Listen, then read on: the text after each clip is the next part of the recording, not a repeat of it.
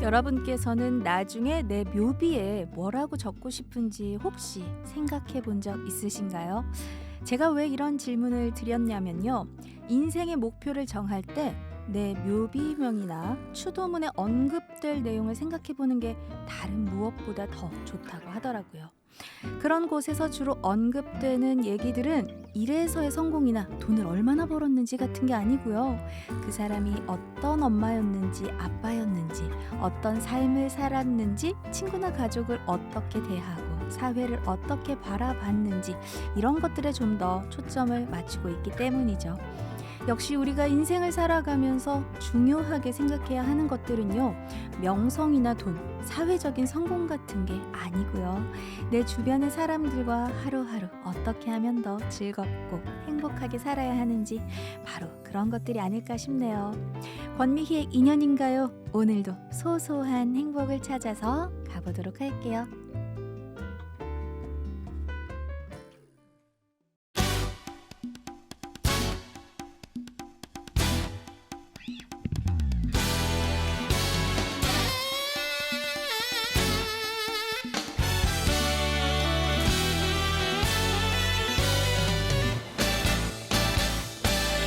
Stop the season in the sun. 이대로 멈춰버리길 바래. 너의 마음과 너의 사랑과 너의 눈길도. Stop the season, you're my dream. 모든 게 꿈이 아니길 바래. 내 품 안에 안겨온 숨결까지. 쏟아지는 햇살과 상큼한 네 미소. 조금씩 젖어드는 너의 눈. 부서지는 파도 소리처럼 온종일 속삭이는 음성. 어떤 노래보다 지금의 나보다 행복할 순 없을 거야. Stop the season in the sun. 더 깊이 내게 안겨와 줄래. 지금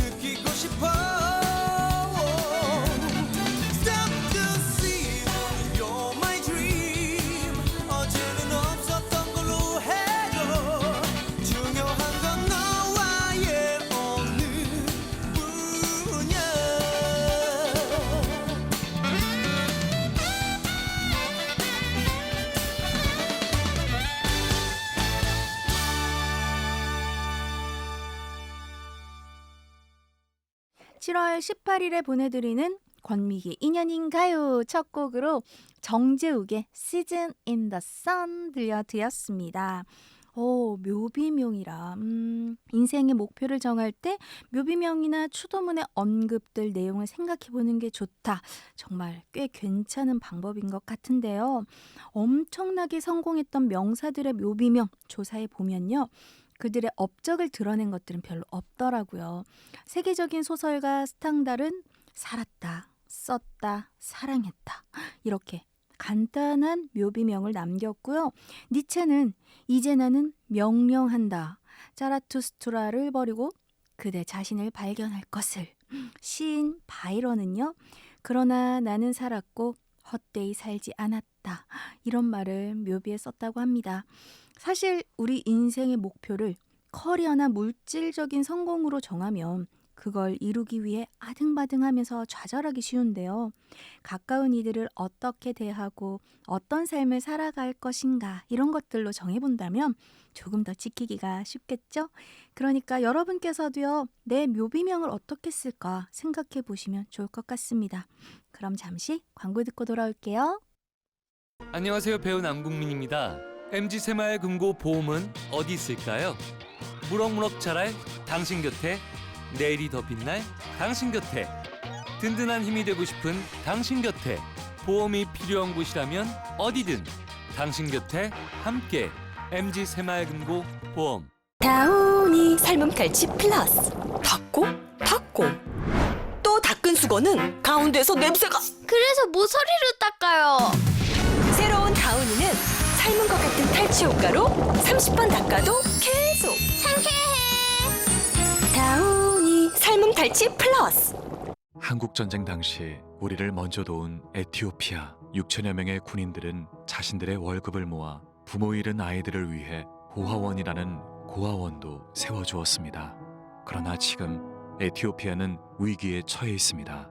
끊이지 않는 내정과 기후재난으로 대부분의 의료시설은 파괴되었고 의약품도 부족해 간단히 치료할 수 있는 질병으로 사망에 이르는 상황입니다. 바로 지금이 우리가 에티오피아의 진 빚을 갚을 때입니다. 지금 전화해주세요. 후원 문의 080-982-0119 국제구조위원회. 올해 12살 성민이는 암으로 떠난 엄마를 대신해 새 동생들의 엄마가 되었습니다. 엄마 없어도 항상 씩씩하게 지내야 된다? 그 말을 가장 많이 하셨어요. 서툴게 차린 밥상으로 동생들의 식사를 챙겨보지만 넉넉지 않은 형편에 달걀 프라이 하나도 나눠 먹는 동생들을 보며 미안한 마음만 커집니다. 성민이와 동생들의 건강한 내일을 위해 여러분의 마음을 전해주세요. 후원 문의 1544-9599 굿네이버스. 청평 관음사 달마공원의 희망을 밝혀주는 해피달마도를 소개합니다. 오랜 수행으로 쌓은 두터운 공력으로 조성한 해피달마도. 부처님이 내리신 자비의 땅, 재운과 관운이 뛰어난 북해 용신터에서 행운의 달마도를 그려드립니다. 각자의 생년월일에 맞게 그려드리는 맞춤 달마도. 집에 걸어두고 기도하시면 가피와 성취가 저절로 따라옵니다. 내 마음의 해피 달마. 청평 관음사 달마공원에서 만나보세요. 문의는 031-585-0888. 계산 100년의 역사가 빛나는 경기도 최초 불교 포교당 수원사에서 화엄경 봉독대법회가 5월 24일 입제를 시작으로 봉행됩니다. 매월 첫째, 셋째 주 토요일에 봉행되는 이 법회는 시대의 대강백 여천 무비대종사를 증명법주로 모시고 무비스님이 번역하신 화엄경 정권을 함께 봉독하고 사경하는 장엄한 법회입니다. 부처님의 깨달음은 인류사에 있어서 최고의 사건이고 그 사건을 남김없이 낱낱이 설파한 화엄경은 인류가 남긴 최대의 걸작이다. 부처님이 얼마나 부귀한지, 내 자신이 본래로 얼마나 부귀한지 그 사실을 화엄경을 통해서 알 수가 있습니다. 그러므로 부디 화엄경을 열심히 읽기 바랍니다. 보리심을 증장하고 보살행을 실천하는 수원사 화엄경 봉독대법회에 동참하셔서 세상을 아름답고 따뜻하게 만드는 우리 시대의 보살이 되시기 바랍니다. 문의 및 접수 010-4200-9670 또는 031-245-9670입니다. BBS FM 권미희의 인연인 가요. 월요일부터 금요일까지 평일 오전 11시 1시간 동안 여러분과 함께하고 있습니다. 이곳에서 잠시 멈춤의 시간, 인연 맺는 시간, 소통하는 시간 가져보시길 바랍니다. 매주 금요일은요. 인연인가요 초대석 오늘부터 인연으로 함께하고 있죠. 매달 첫째 주와 셋째 주는 코너 속의 코너로 2교시 교양 수업으로 꾸며집니다. 오늘부터 인연에 출연하셨던 분들 중에서 한 번으로는 부족하다, 더 말씀 들어보고 싶다 하는 분들 모셔서 교양 수업 제대로 한번 들어볼 텐데요. 오늘은 그 두 번째 시간으로 일상이 고고학 시리즈의 저자 황윤 작가와 우리 역사 속의 불교 이야기 나눠보도록 하겠습니다. 그리고 우리 인연동인이 여러분들께 제가 한 가지 더 알려드릴 게 있어요. 지금은 라디오 청취율 조사 기간입니다. 7월 21일 월요일까지 조사가 계속되니까요. 이 기간에 서울 지역번호로 오는 전화는 꼭 받아주세요. 청취율 조사 전화를 받으시면 평소 불교방송 권미희의 인연인가요를 애청하고 있다고 정확하게 말씀해주세요. 여러분의 응답으로 우리 프로그램의 청취율이 쑥쑥 올라갈 수 있다는 거 잊지 마시고요. 청취율 조사에 참여해주신 분들께는 감사의 마음을 담아서 저희가 선물 보내드리도록 하겠습니다. 권미희의 인연인가요? 참여 방법 알려드릴게요. 샵 2842, 짧은 문자는 50원, 긴 글과 사진 문자는 100원이고요. 스마트폰에서 BBS 불교방송 앱을 다운받으시면 언제 어디서든 라디오도 듣고 앱 메시지도 무료로 보낼 수 있습니다. 그리고 유튜브 보이는 라디오로도 함께 하실 수 있는데요. 검색창에 BBS 보이는 라디오 치고 찾아 들으시면 되겠습니다. 권미희의 인연인가에서 준비한 맛있는 선물 소개해 드릴게요. 비건 베이커리 더 브레드 블루에서 맛있는 비건빵 6종 세트를 드립니다. 자, 그럼 음악 한 곡 듣고 와서 오늘 순서 본격적으로 시작해 볼게요. 서영은의 비 오는 거리.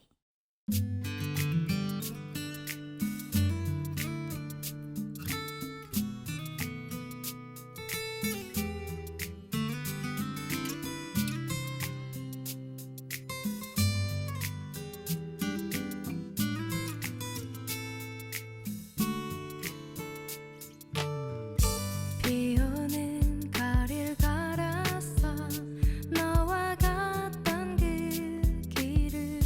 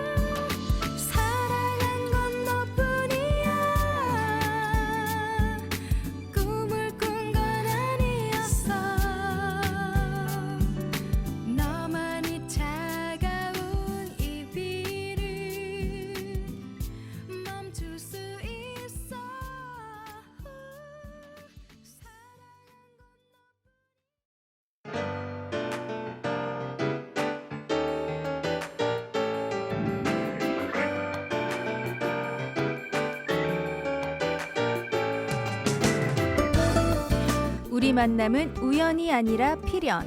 한 번 맺은 귀한 인연을 더 넓고 깊게 확장시켜보는 시간입니다. 오늘부터 인연의 코너 속의 코너 2교시 교양 수업.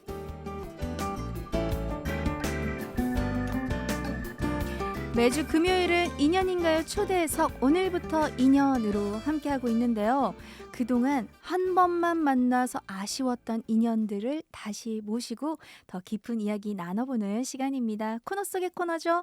2교시 교양 수업. 오늘은 그 두 번째 시간으로 일상이 고고학 시리즈의 저자 황윤 작가님 모셨습니다. 작가님 안녕하세요. 예, 안녕하세요. 황윤입니다. 네, 오랜만에 또 뵙는 것 예, 같은데 다음 생에 뵐 줄 알았는데. 저는 다시 뵐 줄 알았어요. 예. 보통 인연이 아니다라는 예, 생각을 예. 하고 있었는데 제가 알기로는 좀 바쁘셨다고 들었습니다. 그동안. 아니, 바쁜 건 아니고요. 가끔씩 학교 뭐 이런 데서 강연이 옵니다. 강연하러 다닌다고 예. 그럴 시간이 있기 때문에 여기 약간 바쁜 척했다. 그렇다면 이제 저희가 매달 셋째 주에 2교시 교양 수업 이 코너로 만날 텐데요. 앞으로 어떤 강의를 해주실 건지 좀 궁금해요. 그 강의 계획서를 좀 살펴볼까요, 우리? 예. 네. 제가 사실 일상의 고고학이라고 하는 시리즈 책을 쓰면서 불교 이야기들을 많이 집어넣었어요. 그걸 바탕으로 해가지고 첫 번째는 오늘은 방가사유상. 왜 우리 대한민국이 갖고 있는 불교 문화재 중에 아무래도 최고가 방가사유상이 아닐까 싶어서 예. 그 이야기를 하고요. 두 번째 시간에는 이제 백제 불교와 그 불교가 일본으로 뻗어가는 그런 이야기를 한번 해볼 겁니다. 왜냐하면 우리 한반도 불교가 아니라 세계로 또 이야기가 전달되기 때문에. 그렇죠. 그 다음에 세 번째는 신라의 불교가 지금 우리의 이 불교의 기본 바탕이 됐습니다. 지금의 바탕 불교는 신라. 그렇죠. 왜냐하면 시대예요? 신라가 삼국 통일을 하면서 그 이후로 신라가 만들어낸 그 불교 사상과 불교 철학이 네. 기본 한반도 불교의 바탕이 돼가지고 지금까지 이어지고 있어요. 그러기 때문에 신라 불교를 좀 알아보는 시간, 네. 그런 시간을 좀 가져볼까 합니다. 그러면 그 혹시 교재가 필요한 거 아닐까요? 교재는 그 일상의 고고학이라는 책을 바탕으로 하는데 혹시 관심 있으신 분들은 꼭 읽어봤으면 좋겠습니다. 저희가 이제 이렇게 강의 계획서를 봤으니까요. 우선 그 일상의 고고학 시리즈를 먼저 준비를 하셔서 예습을 하고 싶다 하시는 분들은 꼭 정독을 하시고 셋째 주 금요일에 함께 하시면 되겠습니다. 저는 벌써부터 이 교양 수업이 기대가 참 큰데요. 자, 오늘 첫 시간 준비해 오신 반가사유상에 대한 이야기가 아니죠. 이제는 수업이죠. 예. 제가 이제 학생의 마음으로 열심히 공부를 해보도록 하겠습니다. 선생님. 사실 이 방가사유상을 제가 첫 주제를 한 이유는 앞서 얘기했지만 한국 불교 관련된 그 작품들 중에서 지금까지 남아있는 작품 중에서 가장 으뜸되는 작품이 방가사유상이 아닐까 싶어요. 여러분들도 아마 최소한 국사 시간에 본 적 있을 거예요. 학생 때는 다 이걸 통해서 불교라는 게 좀 인식이 되었던 것 같은데요. 그래서 그렇다면 이 방가사유상은 어떤 철학을 갖고 만들어졌을까? 아마 요 생각까지 하신 분들은 별로 없을 거예요. 그냥 시험에 나오니까 방가사유상인가 보다. 옛날에는 미륵이 붙어서 미륵 방가사유상이었나 보다. 뭐 이렇게 인식하고 넘어갔었는데 사실 이 안에 어마무시한 세계관이 있습니다. 궁금합니다. 그래서 오늘 바로 그 얘기를 한번 해볼까 하고 준비하고 있습니다. 네, 그러면 이 반가사유상 제가 지난번에도 말씀드렸었는데요. 저는 국립중앙박물관에서 굿즈를 구매를 해서 지인분들께 선물도 했었고 그리고 제 방에도 지금 핑크 반가사유상 그 조그만 거 늘 계세요. 그런데 이 국립중앙박물관에서 현재도 지금 전시 중이에요. 사유의 방. 맞습니다. 이게 2021년 11월부터 시작이 됐었는데요. 이곳에 전시돼 있는 것들도 좀 다양한 작품들이 많죠. 방가사유상. 방가사유상 두 점이 딱 전시되어 있는데요. 지금은 국보 번호라는 게 사라졌어요. 국보를 번호로 매기는 것 자체가 이제 사라졌기 때문에 그냥 국보 방가사유상입니다. 근데 과거에는 각각의 국보 78호, 국보 83호라고 불렀죠. 국보 78호 같은 경우에는 이 보관을 쓰고 있어요. 국보 83호는 삼상관이라 가지고 아주 간략하게 된 그 관을 쓰고 있고 몸도 이렇게 위에 옷은 좀 벗은 느낌의 예. 그런 느낌으로 이제 돼 있는 불상이죠. 근데 이 두 불상이 실은 국립중앙박물관 이전에 일제 감정기 시절만 하더라도 국보 78호는 조선 천독부 박물관, 네, 국보 83호는 네. 이완가 박물관이 소장하고 있었어요. 아, 따로따로 예, 수정이 되어 각각 있었어요. 소장된 물건입니다. 오. 그러다가 우리가 독립 이후에 박물관 두 개가 합쳐졌어요. 예. 그러면서 두 국보 방가사유상이 합쳐져서 국립중앙박물관 소장품이 됐습니다. 오. 그 뒤로도 방가사유상은 언제나 1년에 하나씩 부처님 오신 날을 기준으로 그 시점에 네. 맞춰가지고 딱 맞추는 건 아닌데 그때 맞춰가지고 한 잔씩 교체가 됐거든요. 왜냐하면 이게 불교 이 교리에 따르면 방가사유상은 미륵불이 한 분이 내려와서 딱 하는 거기 때문에 예. 원래는 한 분씩 왔다 갔다 하는 거래요. 네네. 근데 어느 날 국립중앙박물관에서 아니 르브르는 모나리자가 있고 어느 박물관에는 그런 메인 뭐가 있는데 아. 우리는 그런 메인 그게 없이 전시를 하고 있었다. 그러니까 관람객들이 와가지고 그런 걸 봐야지 또 관람객들이 또 오고 관심을 갖는데 그렇다면 방가사유상 두 점을 한 공간에 한번 전시해 보자. 이런 기똥찬 우와. 아이디어가 나온 거죠. 그래서 그 아이디어를 바탕으로 2011년 드디어 사유의 방이라는 공간이 생깁니다. 근데 사실 이 사유의 방이 근사하고 멋지긴 해요. 방문한 사람들이 다들 오 이러고 외국인도 요즘에는 오 이러더라고요. 네. 다만 저는 조금 아쉬운 건 물론 박물관의 소장품이 된 관계로 종교적인 어떤 그건 사라졌잖아요. 예. 그래서 종교 예배 대상으로서는 이미지가 너무 약해져 가지고 요즘에는 전시품으로서 아. 그렇죠. 방가사유상이 갖고 있는 그 매력이 좀 반감된 느낌도 전 듭니다. 오히려 그 공간은 예뻐 보이는데 네. 사실 이런 불상들이 정말 아름답게 위치할 수 있는 거는 솔직히 말씀드리면 이 사찰이잖아요. 사찰에 있으면 있어야지 이게 이제 종교적인 예배 대상으로서의 가치도 업그레이드 되면서 뭔가 더 빛나 보이는데 그 부분이 좀 사라지고 전시품으로서의 이미지가 좀 강해졌죠. 네. 그래서 제가 일상의 고고와 국립중앙박물관이라는 책을 쓰게 되면서 아니다. 이 안에 숨어 있는 이 종교적 가치 그렇다면 왜 그 사람들이 방가사유상을 당시 삼국시대 사람들이 만들었을까? 이 부분을 좀 내가 설명을 해야겠다. 예. 그래서 만든 책이 일상의 거구와 국립중앙박물관 아. 이런 책입니다. 예. 어떤 철학이 담겨 있는지 궁금합니다. 예. 그 이제부터 부분을 이야기를 좀. 이제 제가 네. 설명을 해드려야겠죠. 미륵이라고 들어보셨나요? 미륵. 예. 부처님이 이제 곧 그렇습니다. 오실 겁니다. 오남은 미래에 네. 부처님이 오신다는 거예요. 다만 이 생각이 시작된 이유는 석가모니라는 분이 시타르타가 깨달음을 얻고 이제 석가모니가 딱 되셨잖아요. 그때 인도인들은 이런 생각을 했다고 합니다. 당시 사람들이 네. 그 돌아가신 이후의 사람들이 아니 석가모니가 고작 몇 년 수련을 해가지고 저런 깨달음을 얻을 수 있었을까? 전생에 수행해야 한 결과물이 바로 지금 꽃피운 거다. 네. 이렇게 인식하게 됐어요. 왜냐하면 석가모니가 깨달은 깊이가 워낙 깊으니까 그동안 인도에서 수많은 사람들이 도전을 했지만 실패한 걸 뚫은 거잖아요. 그렇죠.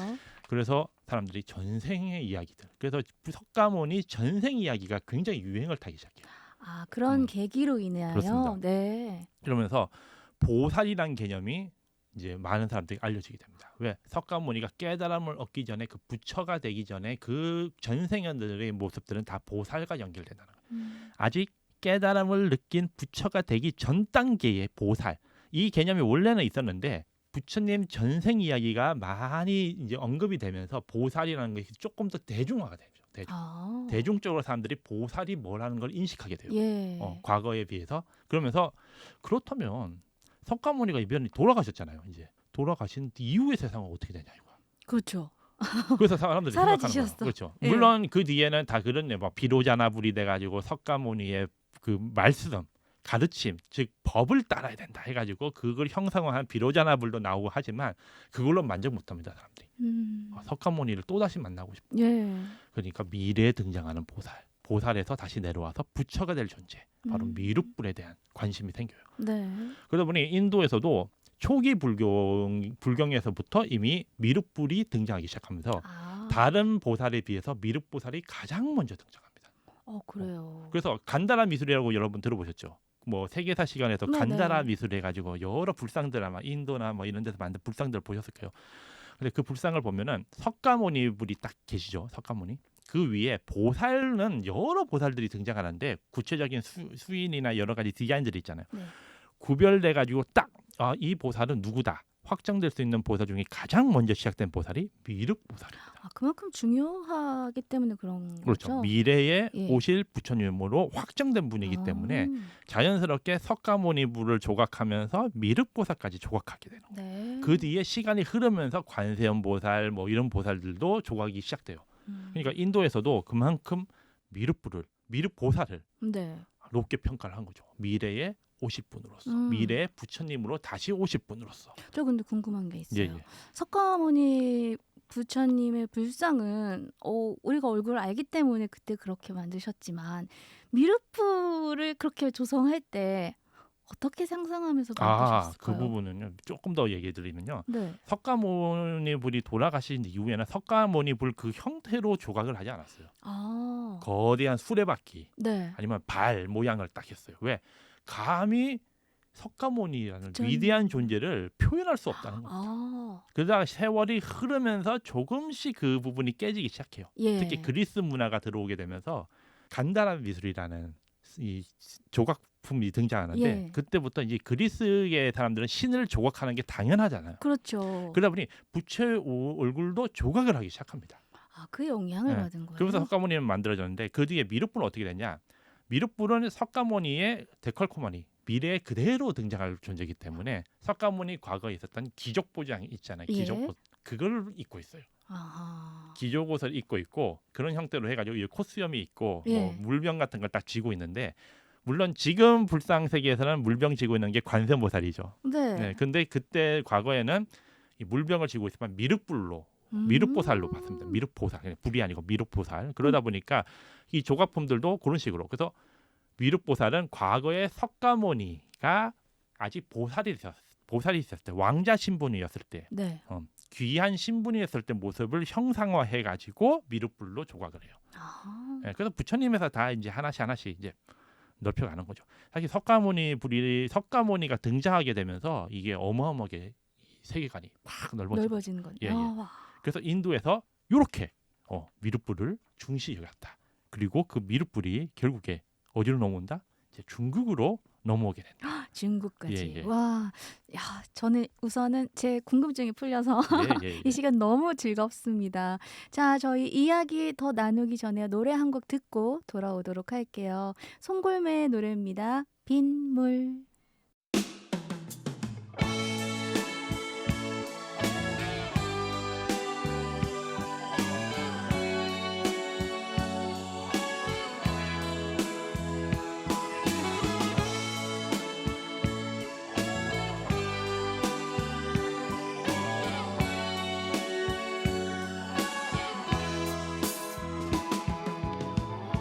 돌아선 그대 등에 흐르는 빗물은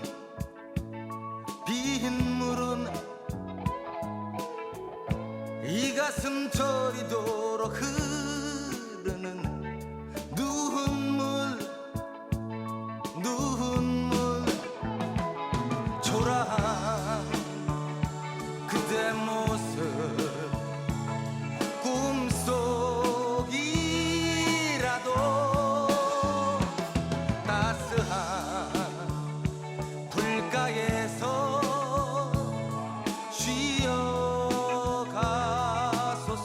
쉬어가소서. 그대 몰래 소리 없이 흐르는 빗물은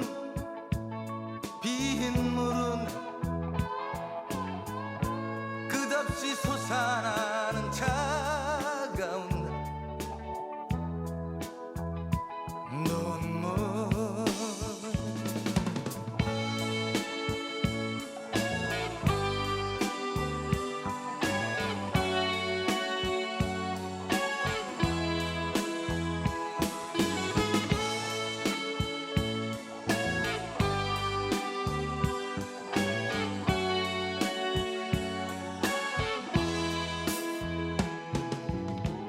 말없이 그대 등에 흐르는 빗물은 이 가슴에 타도록 흐르는 눈물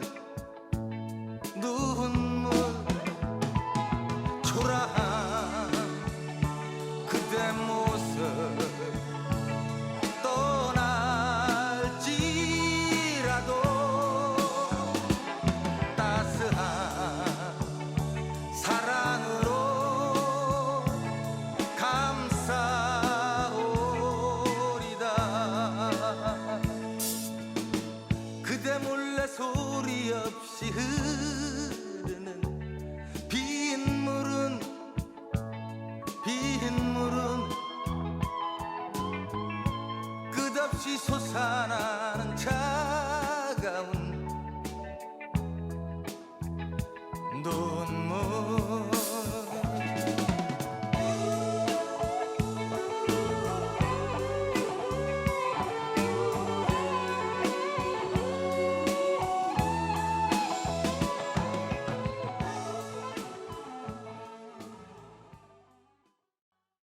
송골매의 빗물 듣고 왔습니다. 황현 작가님 어서 이어주세요. 이제는 중국으로 넘어가 볼까요? 예. 중국 미륵 이야기를 시작할 예. 때가 왔습니다. 사실 이 불교라는 종교가 중국에도 이미 도입은 되고 있었어요. 한나라 때부터 이미 들어왔다고 합니다. 네. 다만 그때는 유교 형태나 또는 나라가 굳건하게 좀 강한 시대니까 타 종교가 들어와서 그렇게 흥행을 못했어요. 그런데 한나라가 멸망하고 뭐 삼국 시대, 뭐 서로 말하면 우리가 얘기하는 그 유비관우 장비 시대가 이제 열리죠. 네. 그 열리고 나서 완전히 56국이라서 완전히 그냥 분해되는 시대가 열려. 중국이 완전 여러 종족들이 와서 서로 나라 만들고 난리가 납니다. 맞아요. 사람들이 너무 힘들어요. 괴로워요. 혼란스럽죠. 네, 혼란스러워요. 물론 평화 시기 때도 사람들은 힘들었어요. 하지만은 이 전쟁과 괴로움 시대는 더 힘든 지옥을 맛보게 되죠. 그때 네. 불교가 꽃을 핍니다. 그 시기에 딱 들어간 거예요? 한나라 어머나. 때는 그냥 조용히 있었는데 네. 그때 폭발하죠. 왜 사람들이 종교에 기대하지 않으면 도저히 살 수 없는 시대가 열린 거예요. 그래서 이 불교가 갑자기 50국 지자들이 팍 터지면서 너도 나도 이제 불교를 받아들이기 시작하는데 문제는 56국의 그 5호가 외부에서 들어온 종족들이잖아요. 네. 그래서 이 사람들이 굉장히 잔인했대요. 음. 한족들을 막 죽이고 함부로 막 어머나. 조금만 잘못하면 죽이는 그런 풍토가 있었어요. 불교는 그러면 안 되는데요. 안 되나요? 그래서 네. 불교를 가르치는 사람들이 알려줍니다. 당신이 지금 천하를 호령하는 황제일지라도 악업을 많이 쌓이면 다음 생이 어떻게 된다? 동물로 태어나거나 아니면 저런 평민으로 태어나거나 네. 이렇게 될 수 있다는 거. 놀란 거죠. 황제들이. 깜짝 놀라죠. 아니 뭐라고? 난 영원한 내 권력을 갖고 죽으면은 그 권력들 그대로 내 큰 무덤에 넣으려고 네. 했는데 그게 아니란 말이야? 야 깜짝 놀라. 그때부터 불교를 받아들인 황제들부터 이민족들을 황제가 서서히 마음을 가라앉고 불교를 적극적으로 받아들이려고 노력을 합니다. 와. 그러면서 한족들에서 이제 사상을 하나 만들어요. 바로 뭐다? 부처 이꼬르 왕이다. 그게 바로 그 유명한 왕즉불 사상입니다. 왕즉불 사상이요? 왕 이꼬르 부처다 이거. 그래서 부처라는 존재를 왕과 동일시를 해가지고 우리가 볼 때는 이건 종교 개념은 좀 아니에요. 근데 이들은 나름대로 살기 위해서 약간 방편을 만든 겁니다. 왜? 너무나 이 사람들이 컨트롤이 안 되는 오호 사람들이다 보니까 네. 당신은 왕이면서도 곧 부처가 될 수 있는 존재라는 걸 강조를 해가지고 왕족불 사상으로 포장을 해줘요. 그래서 이 사람들이 점차 부처의 마음가짐으로 통치해보자. 예. 이런 식으로 이제 조금씩 순화가 되죠. 순화가 되는데 왕족불 사상이 되니까 뭐가 문제죠? 미륵불은 미래에 올 부처예요. 그러니까 여기서는 세계관이 꼬여요. 어떻게? 그래서 이 당시 사람들은 큰 조각을 만들어 어떻게 하냐? 미륵불을 내가 죽은 다음에 미륵불이 계신 도솔천으로 가서 미륵불을 만나는 조각을 만듭니다. 그렇게 표현을 해요. 그러니까 내가 지금 도솔천에 계신 미륵불이 먼 미래에 오실 거니까 네, 지금 네. 왕족불 사상이라 황제가 또는 왕이 부처거든요. 현재는 그죠. 근데 먼 미래에 오실 미륵불이 저기 세상에 계시니까 네. 나는 도솔천에 죽은 뒤에 도솔천에서 미륵불을 만나야지 하는 사상으로 조각이 돼서 미륵불이 그때는 딱 다리를 꼬고 이렇게 날개옷을 입고 막 그런 형태로 약간 공중에 있는 그런 존재로 만들어져요. 네. 그러다가 56국은 이 북조라고 하는 이 위에서 벌어지고 남조라는 여기는 한족들이 내려서 나라를 만들었잖아요. 여기서 양무제라는 그 황제가 있었습니다. 네네. 들어보셨죠? 네. 왜냐하면 양무제는 워낙 불교계 유명한 그 임금이잖아요. 왜? 불교를 엄청 받아들여서요. 그분이 이제 그 사람을 그 생각한 거예요. 아니 내가 어떻게 부처란 말이지? 나는 아니다 이거. 난 보살이다. 한 단계 내립니다. 보살로서 어떻게 부처를 받들어야 된다. 그렇게 하면서 이 개념을 가져와요. 먼 인도에 위대한 왕이 있었어요. 아소카 왕이라고 들어보셨습니까? 아소카. 아니요. 부처님이 돌아가지고 200년에서 300년 뒤에 등장한 임금인데 인도를 처음으로 통일한 왕이에요. 그 아소카 왕이 통일하고 나서 수많은 사람들을 죽였잖아요. 전쟁이지. 그래서 불법을 받아들이면서 이제 이런 시기를 끝내겠다.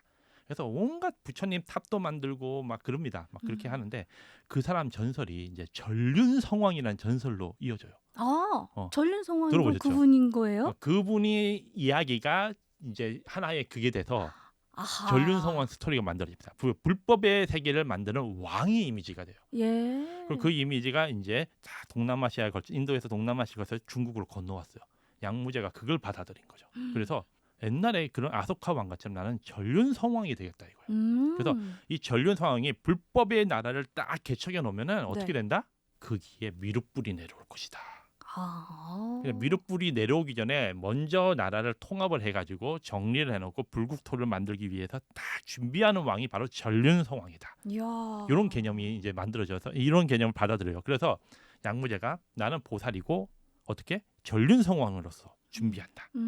이렇게 되면서 어떻게 되죠? 이제 점차 하나로. 미륵불을 준비하게 되는 거죠. 준비를 해야 미륵불을 오시죠. 준비하는 네, 거죠. 네, 네. 그러다 보니까 이 시대부터 어떻게 되냐? 미륵불이 내려오는 상이 만들어지게 돼요. 또 바뀌네요. 과거에는 왕족불이니까 왕이 곧 부처니까 예. 이론상 부딪히니까 도솔천에 도솔천을- 계시는 미륵불을 예, 만나러 가는 뵈러 건데 가야 됐고. 이제는 어떻게? 이제 오신다. 내려오실 거니까 내려오는 조각이 만들어집니다. 이 사상이 점차 발달되면서 양무제 시절이 아니고 양무제에서 조금 시절이 지나니까 이 사상이 또 유행이 쫙 퍼져나가죠. 네. 드디어 우리가 알고 있는 방가사유상 형태의 그 조각품이 메인 조각으로 등장해요. 예전에는 이 조각이 미륵불이라고 하늘에 있는 천사처럼 딱 있는 존재 옆에 둘이 딱 등장했거든요. 옆에 이게 뭐냐면은 한 번 이런 식으로 딱 눈을 감고 수행을 하면 관이라고 하죠. 예. 보인다 이거예요. 뭐가 하늘에 계신 미륵불이 보인다. 수행법 형태로 이렇게 디자인이 나온 건데 우리가 알고 이것이 있는 그 모습. 갑자기 탁 하나로의 불상 형태가 돼가지고 독단적인 불상이 독립적인 불상이 돼서 이것이 바로 하늘에서 내려온 미륵불이다. 이렇게 인식이 됩니다. 중국에서 이렇게 또 발전이 돼요. 예. 그러다 보니까 이제 북제라고 하는 나라가 있습니다. 이 남북제라는 나라에서 자기네 왕족이나 황제나 왕족들을 찰제리종이라고 불러요. 찰제리종. 예, 찰제리종. 부처님이 카샨트리아라고 하잖아요. 그게 예. 뭐냐면 이제 인도계에서 무가계 왕족이나 아니면 무인들을 장악하고 그 위에는 이제 바람은 있고 막 하잖아요. 네. 그게 중국으로 받아들이면서 그냥 왕족은 그냥 크샨트리하고 그게 한자로 번역하면 그거예요. 찰제리종이에요. 찰제리종이에요. 그래서 북제 황제나 이 왕족들은 자기네들을 찰제리종이라 불렀어요. 이건 뭐냐? 석가모니의 요 세계관이 그대로 중국에서 열린다. 신기하네요. 네. 그래서 어떻게 돼? 미륵불이 등장을 해도 그냥 미륵불이 등장하는 게 아니라 우리 황실 내에서 등장할 것이다. 왜? 우리는 찰제리종이니까. 그렇죠. 석가모니처럼. 그렇게 이런 식으로 중국에서 발전을 합니다. 그래서 여러분들이 아셔야 되는 건 인도에서 중국으로 넘으면서 좀 더 종교적 색채가 아니라 정치적 색채가 붙어 있는 그런 형태가 됐다는 거를 약간 의도가 아시면 돼요. 있었던. 의도를 넣고. 아무래도 이렇게. 우리가 볼 때는 인도 사람들은 확실히 철학 같은 걸 많이 해요. 예. 수행도 많이 하고. 그런데 네. 동아시아로 넘어가면 지금도 마찬가지. 우리 기도할 때 뭘 많이 하죠? 잘 되면 좋겠어요. 빌죠. 기복 신앙이 이게 조금 더. 현실에 대한 그런 거를 해결하는 정책으로 종교를 많이 관점이 봐요. 네네. 그러다 보니까 종교라는 개념도 인도에 의해서 여기로 넘어오면은 조금 더 이렇게 그런 것들이 섞입니다. 그래서 그 당시 인도에서는 종교를 뭐 정치적으로 활용을 했어도 이 정도까지는 아니었는데 네. 중국으로 오니까 왕족불 사상을 넘어서 이제는 뭐 전륜선왕이 돼가지고 미륵불이 우리 종족에서 나올 것이라는 믿음까지 만드는 그런 단계까지 이제 만들어진 거죠. 근데 나중에 이런 것들이 또 다 쳐지면서 자연스럽게 불교 종교가 또 정리가 되나요? 정리가 됩니다. 나중에 시대가 지나면. 근데 그 당시에는 초기 어쩌면 중국 초기 불교다 보니까 이것저것 다 받아들여서 짬뽕을 시키는 과정에서 이제 등장한 어떤 개념으로 보시면 되겠어요. 예. 네, 이렇게 중국으로 전해진 저는 말씀 중에 중국의 전륜성왕 맞습니다. 예. 요 키워드가 탁 귀에 꽂혔는데요. 참 재밌습니다. 또 어서 또 다른 이야기를 이어주세요. 예. 그렇게 하다 보니까 이제 중국에서의 그 미륵불이 이런 식으로 부각이 됩니다. 네. 자신의 종족에서 미래 부처가 등장할 것이다. 그렇게 이제 사회가 만들어지고 있을 때 우리 한반도에서 무슨 일이 벌어지냐? 삼국 시대였어요. 근데 이 삼국 시대에서도 전륜성왕을 꿈꾸는 인물이 등장합니다. 누구죠? 바로 백제의 성왕이었죠. 백제. 백제의 성왕이 당시에 백제, 가야, 신라를 묶어서 고구려와 대항을 하려고 일본까지 끌어들여가지고 거대한 어떤 세계관을 만들어서 고구려랑 대립을 하려고 해요. 그러면서 자신을 성왕이라 불렀습니다. 죽고 나서 붙여진 이름이 아니고 살아있을 때부터 이미 성왕이라 불렸어요. 이 성왕이 뭐냐? 전륜을 빼고 성왕만 만든 거예요. 예. 그런 거예요? 사실상 전륜 성왕을 뜻하는 겁니다. 야, 근데 앞에 안타깝게도 생략이 돼 있네요. 예. 전륜, 그렇죠, 전륜이. 그렇죠. 전륜을 빼고 이제 성왕만 붙인 알았어. 거죠. 오. 근데 안타까운 일이 벌어집니다. 이 성왕이 신라의 진흥왕에 의해 목이 잘려 죽게 되죠. 따라란 어떡해요. 그렇게 해서 이제 백제는 무너져요. 다시 예. 다시 무너지고 그러면 진흥왕이 이 차지했잖아요. 그렇죠. 위대한 힘을. 네. 그래서 한강 유역까지 장악을 하고 백제는 이제 착 밀려나고 한강 유역 가야까지 장악하면서 큰 나라가 됩니다. 네. 그러니까 진흥왕이 어떤 생각을 하죠? 아니 전륜 성왕이 그거 하다가 나한테 죽었는데 그렇다면 아니죠. 백제들이 아니라 우리 신라에서 전륜 성왕이 나오는 거 아니었나? 그렇죠, 그렇죠. 그 생각이 딱 드는 거예요. 어머나. 그래서 자기 자식 이름을 전륜 성왕으로 정합니다. 그래서 철륜, 은륜 뭐 이런 이름이 있어요. 전륜 성왕도 4가지 종류가 있답니다. 네. 금륜, 은륜, 동륜, 철륜 이렇게 있는데 자신의 자식을 이런 식의 이름을 붙여요. 금은동철. 예, 그래서 어떻게 하냐? 나는 아닌데 네. 내 자식 대에서 전륜 나올 성왕이 것이다. 나올 것이다. 그 중국이랑 좀 비슷하네요. 우리 왕족 예. 중에 나올 예. 것이다처럼. 그리고 그 당시에 신라가 이 한강 유역을 탁 열면서 어떤 일이 벌어지냐? 중국과 바로 외교가 돼요. 과거에는 중국과 외교를 하려면 백제를 따라가거나 고구려를 따라가야 됩니다. 그리고 네. 고구려에서 사신을 먼저 보내요, 신라로. 그래서 너희들 내가 이 어느 뭐월 뭐일에 중국 갈 중국에. 예정인데 사신 같이 보내려면 보내. 또 고구려로 가서 고구려 왕한테 인사 먼저 하고 그 다음에 중국 황제를 만나고. 모여서. 그 다음에 백제도 마찬가지예요. 백제 왕이 이렇게 부르면은 백제 사신 따라 가가지고 백제 건너서 중국을 갑니다. 예. 그러다가 이제 뚫렸잖아요. 어떻게요? 다이렉트로 가야죠. 2년에 한 번씩 사신을 보냅니다. 야. 우리가 직접 중국 황제 만나겠다. 음. 그때 누굴 만나냐? 북제를 만났어요. 북제. 아까 전에 얘기했잖아요. 북제가 찰제리종으로 완전히 포장한 집 가문을 포장하고 있었거든요. 거기서 딱 아이디어를 떠옵니다. 찰제리종. 그럼 우리는 한번 해보자. 네. 그래서 전륜성왕이 자기 아들을 전륜성왕의 이름으로 딱 해놓고 그 다음에 어떻게 하냐? 자기 손자는 진평왕이에요. 그러니까 네. 진평왕 이름을 바로 정반왕 즉 부처의 아버지 이름으로 정합니다. 와. 그렇게 연결이 된다고요? 그리고 준평왕의 부인은 어떻게? 부처님 어머니 이름으로 정합니다. 뭐야? 그 다음 때에서 부처 나올 것이다. 석가모니가 드디어 우리 땅에 등장한다. 미륵불 아닌가요? 아유, 그 미륵불이 아니고 이제 아예 대놓고 석가모니 정반왕이니까요. 네. 신라에서 받아들이면서 그 부분은 빼고 아예 그냥 부처님으로 갔나 봐요. 그러다 보니까 미륵불 개념이 중국과는 좀 다른 개념으로 가는데. 네네. 자, 그래가지고 어떻게 되냐? 그렇게 집안이 꾸며졌어요. 진흥왕은 자기는 우선 국토를 넓힌 왕. 밑에 내 아들이 전륜성왕. 네. 그 자식은 부처님의 아버지. 그 밑에는 부처님이 등장할 것이다. 그리고 시작한 사업이 뭐냐? 바로 황룡사입니다. 황룡사. 예. 황룡사 여러분 황룡사가 얼마나 컸냐면요. 황룡사의 그 중앙 그 건물 있잖아요. 예를 우리나라 지금으로 치면 대웅전이나 뭐 이런 건물을 볼 수 있겠는데 네. 뒤에 그 건물의 크기가 여러분 근정전이라 들어보셨죠?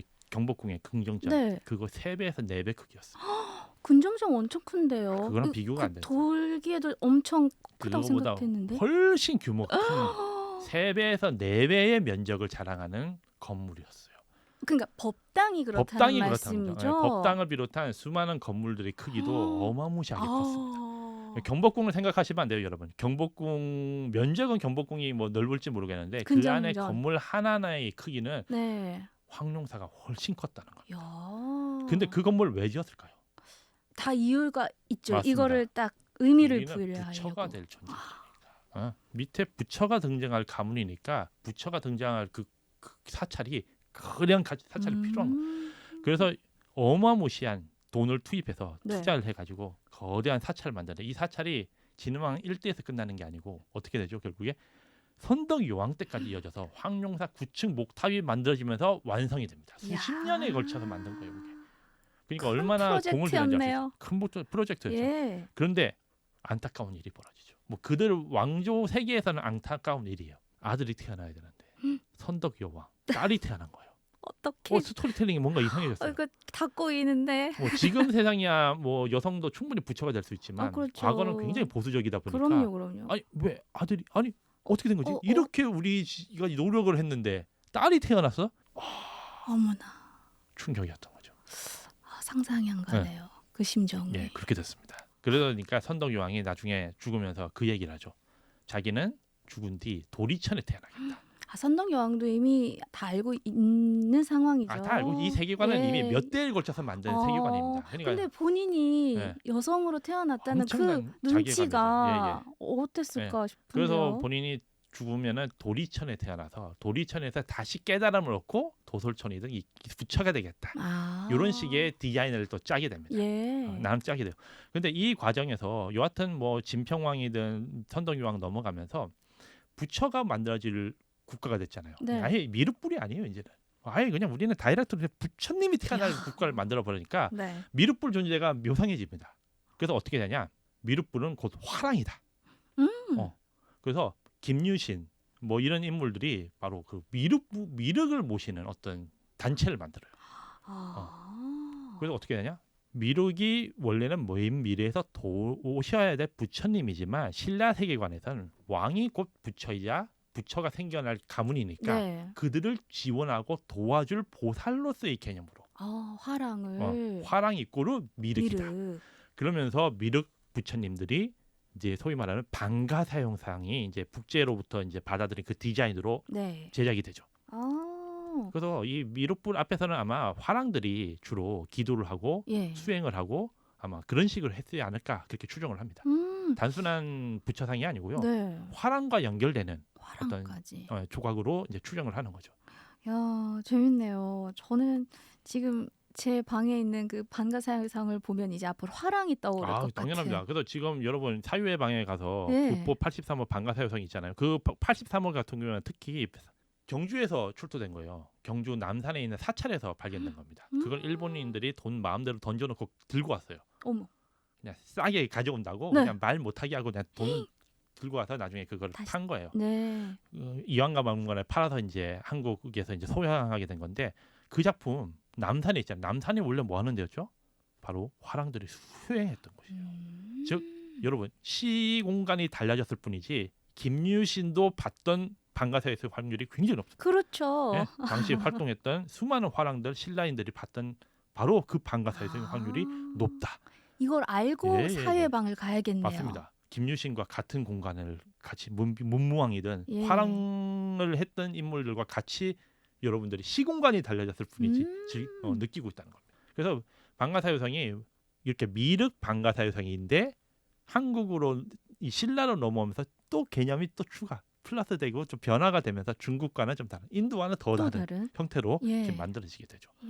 그런데요, 이 삼국통일 이후에 관세음 보살로 인기가 바뀌었잖아요. 그게 좀 재밌는 사실이에요. 좀 예. 어떤 이유가 있어요? 여러분 한번 그 얘기 들어보세요. 나무아비탑을 관세음 관세음보살. 보살. 이거는 불자가 아닌 사람도 들어본 적 있어요. 그럼요. 이거는 이제 원효 대사나 이런 사람들이 이제 이 불교라는 게 어려운 게 아니라 단순히 관세음 보살 또는 나무 아미타불과 관세음 보살만 염해도 당신도 똑같이 극락할 수 있다는 사상으로 변하는데 평화 시기가 점차 다가오면서 흥미롭게도 미륵불 왜 미륵불을 찾았냐면 그동안은 너무 힘든 시기예요. 힘드니까. 분열되고 싸우고 서로 죽입니다. 그러니까 어떻게든 전련 상황이 나오든 미륵불이 나오든 누군가가 나와서 이 세상을 통합을 시키고 해결 좀 해주세요. 끝나길 바라는 거예요. 근데 웬걸 통이 신라잖아요. 중국도 당나라가 열리니까 통합이 됐잖아요. 그러니까 어떻게 되죠? 조금 한숨 나셨어요. 네. 그러면 이제 현실에 대한 그 걱정이 되는 거예요. 현실 걱정 누가 풀어줍니까? 관세음 보살이 풀어주죠. 그렇죠. 현실에 걱정을 하다가 돌아가신 분은 누가 풀어주죠? 아미타불이 계신 극락으로 가야 되잖아요. 네. 그러다 보니까 이거 웬걸이야. 삼국 통일이 되고 당나라가 되고 그 시기 때부터 미륵불이나 석가모니불을 찾는 게 아니라 사람들이 아미타불과 관세음보살을 찾게 됐어요. 그래서 이 조각품의 수치도 완전 차원이 달라집니다. 예전에는 관세음보살과 아미타불은 조각품에서 아주 작았어요. 어쩌다 하나씩 조각하는 수준이었는데 이제는 어떻게 되냐? 석가모니불과 미륵불을 오히려 조각을 안 하고 관세음보살과 아미타불이 주불이 되는 세상이 열리는 거죠. 여러분들도 지금 대웅전 같은 데 가봐도 석가모니불 계시는데 옆에 아미타불 또는 네. 아미타불이 주인공인데 이런 데가 많고 오히려 석가모니가 이 불교를 연문인데도 불교에서 잘 보기 힘들어요. 예. 저 그게 궁금했거든요. 그 부분이 바로 요겁니다. 아. 그러다 보니까 이렇게 됐다. 아마 우리나라에서 또다시 이런 일이 생기면 안 되겠지만 막 전쟁이다. 위급하다. 사람 막 이런 시기가 혼란 열리면 시기가 오면 다시 미륵불을 찾고 미륵불로. 사람들이 석가모니불을 찾을 겁니다. 아, 이게 다 시대를 반영하고 있다라는 약간 그런 것도 있는 것 같아요. 생각을 유행이 하니까 돌고 돕니다. 예. 어떤 관점에서는 다양한 우리 부처님이 계셔서 참 다행이다라는 생각도 방편이라 들어요. 보면 돼요. 왜냐면 필요할 때마다 그 부처님이 계신 네, 거잖아요. 얼마나 든든해요. 참 이거 참 아이디어 사업 아닐까요? 근데 이게 불교라는 종교가 제가 참 마음에 드는 게 사람들이 다 불교를 바라보면서 다양한 각도와 다양한 생각을 할 수밖에 없잖아요. 인간이라는 그렇죠. 존재가 네. 하나의 종교를 바라는데 하나의 신만 바르고 이게 안 돼요. 그게 더 이상한 예. 거예요. 네. 근데 불교는 모든 사람들이 필요하고 부족하거나 이걸 다 채워줍니다. 왜냐하면 불교 공부 열심히 하고 싶은 사람은 그게 맞춰서 또 그렇죠. 경전 공부 열심히 공부할 수 하는 있게 하죠. 사람. 문수보살도 있고요. 다 그렇죠. 도와줍니다. 네. 근데 당장 지금 내 자식들 뭐 관세음보살이 도와줘요. 그럼요. 아픈 사람은 또 약사열애불님 예, 예. 계시고요. 이런 세계가 있어요. 아, 참 행복하고 든든하다는 생각이 듭니다. 자, 이렇게 오늘부터 2년 2교시 교양 수업 일상이 고고학 시리즈의 저자 황윤 작가와 함께 했습니다. 아하, 자 이제 한 달 후에 또 뵈야 돼요. 저는 벌써부터 그 예습을 해야겠다는 반드시 생각이 예습 듭니다. 부탁드립니다. 예, 다 그러면 다음 시간에는 저희가 공부해 볼 주제가 뭐죠? 백제 불교이기 때문에 네. 일상의 고고학 나 혼자 백제 여행을 백제 여행. 나 한번 혼자 읽어보시면 좋지 백제 않을까 여행. 하는 생각을 해봅니다. 예. 알겠습니다. 오늘 감사했습니다. 예, 황윤 감사합니다. 작가였습니다. 예. 군종병이 된 이유요? 이왕 군대 가는 거 하고 싶은 걸 하는 게 신앙심을 지키면서 군복무가 가능하니까요. 그래서 군종병에 지원했습니다. 장병들이 저에게 의지할 때, 신앙심이 더 깊어질 때, 낯선 상황, 힘든 환경에서 군종장교와 함께 활동하면서 저도 더 성장함을 느꼈습니다. 신앙심을 지키며 군복무가 가능한 자아실현과 성장을 위한 통로 군종병. 군종병 지원 요건은 병무청 홈페이지에서 확인할 수 있습니다. 군복무와 신앙을 함께 군종병. 이 캠페인은 국방부 군종정책과와 함께합니다. 이렇게 해서 권미희의 2년인 가요 금요일 순서 함께 했습니다. 자, 권디의 밑도 끝도 없는 오늘의 메뉴 추천 오메츠. 오늘의 메뉴는요 바로 샌드위치입니다. 가끔은 이렇게 가벼운 점심 괜찮을 것 같아요. 오늘 끝곡은요 제이레빗의 넌 언제나 들려드리면서요 저는 다음 주 월요일 오전 11시에 다시 찾아올게요. 월요일도 우리 인연 쭉 이어가요.